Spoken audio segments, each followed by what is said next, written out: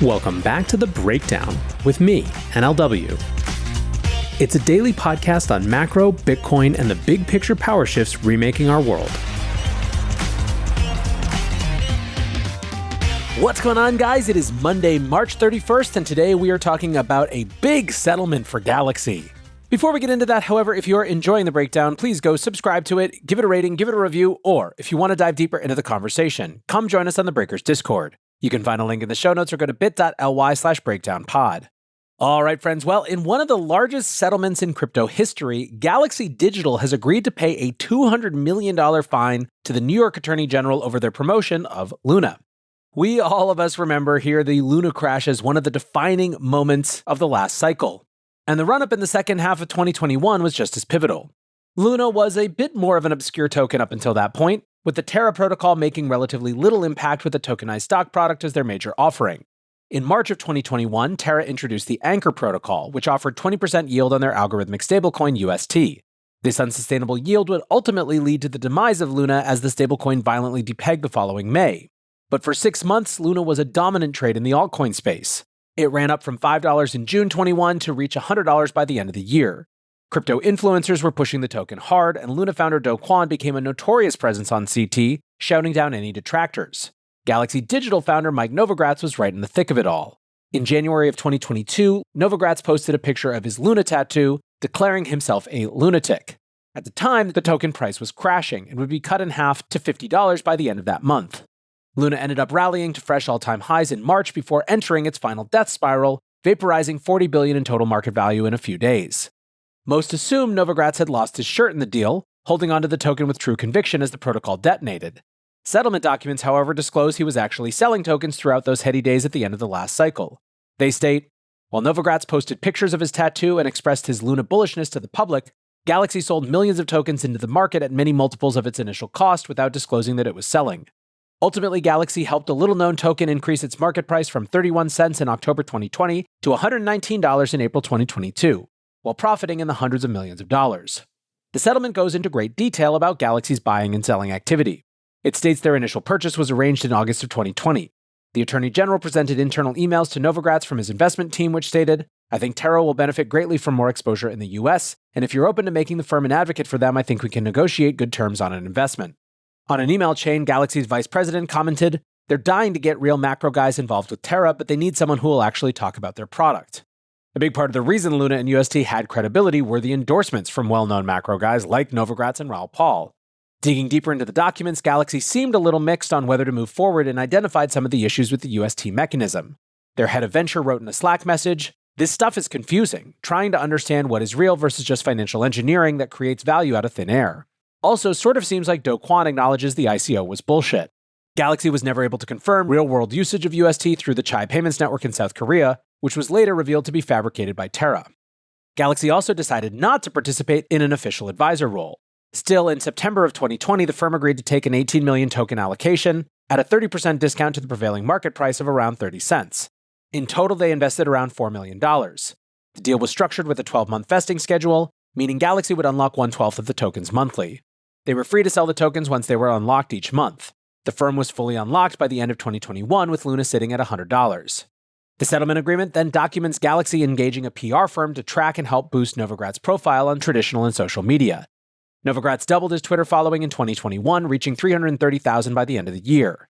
He discussed Luna frequently during this period, beginning before the first tranche was even unlocked. In December of 2020, Novogratz emailed his vice president asking, give me something good to tweet about Luna. It's on the move. Like to think we had something to do with that. At least want Kwon to think that. He settled on tweeting about Chai having 80,000 users of UST, a claim that the firm hadn't been able to verify in their due diligence. In January of 2021, Galaxy gave a press release to Bloomberg promoting Chai adoption, claiming 2 million users. Bloomberg ran an article entitled Novogratz Invests in Crypto Startups Serving Millions in Korea. Luna's price more than doubled in the wake of this reporting, hitting $2.5 by the end of January 2021. Meanwhile, Galaxy had already sold more than 1.5 million tokens, recouping their initial investment. Throughout the rest of the year, Novogratz made numerous high-profile appearances and continued tweeting about Luna. In an interview on the Odd Lots podcast in February, Novogratz again spoke about Luna and the real-world adoption of UST on the Chai network. He said, if you're in Korea and you're in a cab, you will pay for things on the Chai payment system. Or if you're in a grocery store, you will use Chai like you might use Apple Pay. Chai is a crypto payment system, and it's already 6% of payments in Korea. And so we're starting to jump out of the sandbox into the real world. It's not clear that he had any basis for making these claims, at least other than promotional material from Do Kwon. The full settlement agreement is 49 pages of these types of events, with Novogratz publicly promoting Luna while Galaxy was selling in the background. When they received their first tranche in December 2020, Novogratz wrote to his VP, "Let's hold for a while. I have a policy of not selling for at least 3 days after I tweet positive, or buying if I tweet negative. Good to know we have the liquidity." This policy went out the window by the end of the ride. On January 5th, 2022, with Luna down 16% in 2 weeks from its then all-time high of $100, Novogratz tweeted, "Markets always consolidate after huge moves. 100 was a symbolic number. Keep the faith." Meanwhile, Galaxy sold 13 million in Luna that day, and over 100 million across that week. They were essentially out of their entire position by the end of February, with just a few thousand tokens remaining on the books. Now, the allegations laid out in the settlement have been wildly controversial on crypto Twitter. Andrew Bailey, a fellow at the Bitcoin Policy Institute, wrote, "Anyone buying crypto they heard about from some influencer should read this settlement. It's often the case that the very people promoting a token got it at a discount from insiders and are dumping it, or are being paid to tout it without disclosure. It's sad and damaging. There are some great people at Galaxy Digital, I don't wish to embarrass them, but we do well as an industry to call a spade and reject this model. Pumping crypto is bad, tokens with insiders are bad, touting without disclosure, also bad." Anthony Scaramucci had a very different take, tweeting, "Novogratz is a dear friend and one of the smartest investors I know. Everything he ever said about Luna was because he thought it was true based on the deception perpetrated by the real bad actors here, Do Kwon and Terraform Labs. This makes no sense and is completely at odds with the SEC and DOJ, which have been pursuing actions against Do Kwon and Terraform. It's lawfare pure and simple due to an obscure and dangerously powerful New York law known as the Martin Act. The law has no need to prove intent, creating a low standard of proof that can open the door for abuse like this. It shouldn't exist." Hello, friends. I am thrilled to share that Ledger is once again partnering and sponsoring with The Breakdown. Many of you know, but for those of you who don't, Ledger is the most secure hardware wallet for your crypto and logins. It's trusted by 7 million users and secures 20% of the world's digital assets. What's more, Ledger is a lot more than wallets. Over the recent years, they've built a comprehensive ecosystem of products and services, all of which are designed to make digital ownership more secure and accessible. You can buy your Bitcoin with Ledger and Ledger Live, and so much more. Basically, not only do they want to keep your assets secure, they want you to be able to do more with them. Ledger's newest devices, the Ledger Stacks and Ledger Flex, introduce the world's first secure touchscreens, making it easier and safer to manage your transactions and assets. Alongside Ledger Stacks and Ledger Flex, the company also launched the Ledger Security Key app, offering a safer alternative to traditional passwords and enhancing your digital security. If you are in this space, you owe it to yourself to at least check out Ledger and their ecosystem, what they have available to you. So thanks once again to Ledger for sponsoring the show. Enforcement under the Martin Act isn't all that uncommon, but the 1921 law is very broad. It runs in parallel to federal securities laws and allows New York State to take a much tougher stance on sketchy promotional activities in the investment space. The big point is that there doesn't need to be any intention to defraud, simply making public comments while acting inconsistently is enough.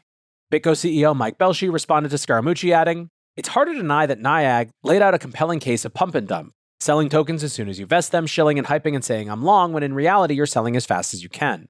I've always thought Mike brought good maturity to crypto and respected him for it, but I was shocked to read the facts outlined by NYAG. So, legal overreach or not, it's not ethical, and this type of behavior makes our entire industry look bad. Unchecked, this is what leads to overregulation. Just read the controls put onto Galaxy as part of this settlement. Our industry will not be taken seriously so that we can build a better market when our most experienced leaders are doing this. Principles-based regulation could fit well here. Don't lie to promote assets you hold. Don't tell others to buy while hiding the fact that you're selling."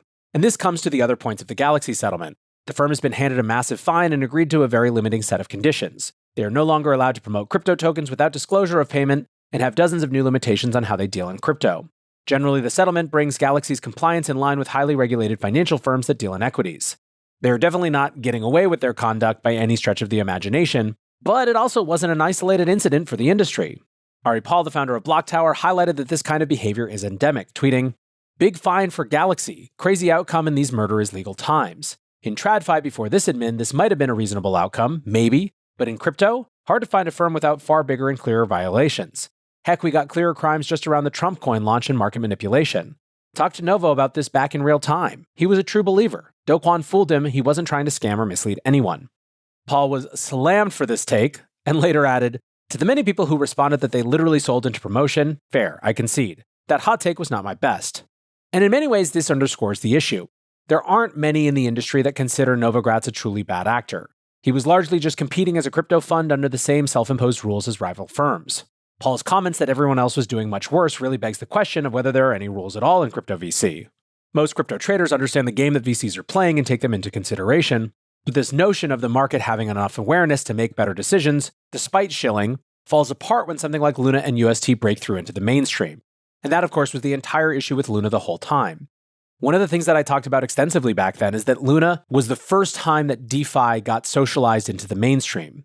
DeFi had historically been a sandbox that had extremely high barriers to entry. And so even though there were plenty of exploits and hacks and just implosions of various types, the only people being hurt were the people who knew how to play the game and were fully prepared for the consequences of their actions.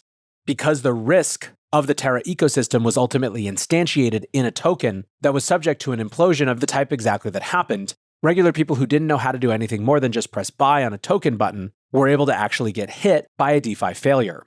Now, when it comes to this question of Novogratz and the behavior here and whether it's normal and whether the settlement is out of line, there are a bunch of very separate questions here.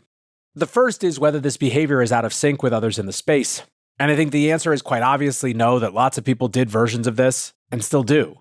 Crypto is a sector where investors talk about their investments, which isn't necessarily different than equities, where investors use the platform of cable news shows to talk about their shorts and their longs regularly. And yet at the same time, this has always been weird. It's weird in equities and it's weird in crypto. It's weird that it is the norm to shill whatever it is you're invested in. And it's certainly and obviously unethical, as any 10-year-old could tell you, to be pushing people to buy or hold while you're selling. Novogratz didn't need to become a voice for Luna. That was a specific intentional strategy he chose. Now, do I think that he was specifically targeted for the egregiousness of getting that tattoo and blasting it all over social media? Probably. And am I a big fan in general of the NYAG when it comes to these issues? Not really. But still, to the extent that we are in lesson learning mode, I don't know, man, it just seems pretty obvious. It is never not going to be dicey to scream and shout and shill about an investment you've made in the crypto space. But if we are going to continue to do that, let's at least not do that while also selling in the background. Now look, I am glad that Galaxy is around. You hear me quote their research all the time here. I think by and large the space is better with them in it, and I have no doubt that they'll be able to absorb this and move on and still be a strong actor here. But I don't know, maybe we all need to distribute signs that say think before you tweet or something. Hopefully this gets better in the future, but I'm not holding my breath. And so perhaps I would shift it back to us, the recipients of these messages, to go back to an old version of that Bitcoin maxim, don't trust, verify, which in the case of people promoting tokens could be simplified, don't trust ever, under any circumstances at all, no matter what the evidence that you should actually trust is, just don't believe a word that anyone says ever. On that extremely positive and happy and uplifting note, I leave you today. That's going to do it for the breakdown. Appreciate you listening, as always. Till next time, be safe and take care of each other. Peace.